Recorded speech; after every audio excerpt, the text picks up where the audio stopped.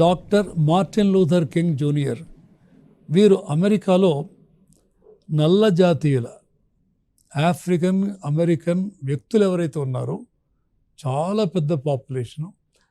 అంతకుముందు అమెరికాలో ఈ ఆఫ్రికన్ అమెరికన్స్ని నీగ్రోలుగా పిలిచేవాళ్ళు, వారిని బానిసలుగా చూసేవాళ్ళు.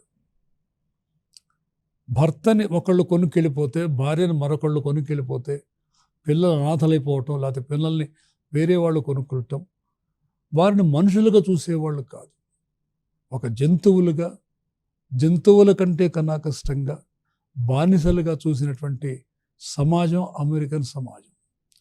బానిసత్వాన్ని నిర్మూలించడానికి అమెరికాలో సివిల్ వార్ తీసుకొచ్చింది అమెరికన్ ప్రెసిడెంట్ అబ్రహాం లింకన్.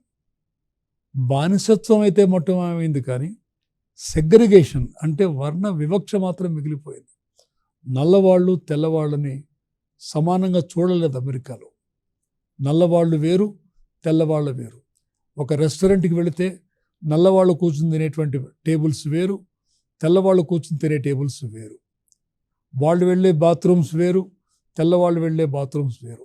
ఇట్లాగా ఈ వివక్ష, సెగ్రిగేషన్ అనేటువంటిది ఉన్నప్పుడు దానికి వ్యతిరేకంగా doctor Martin Luther King junior ఉద్యమించారు.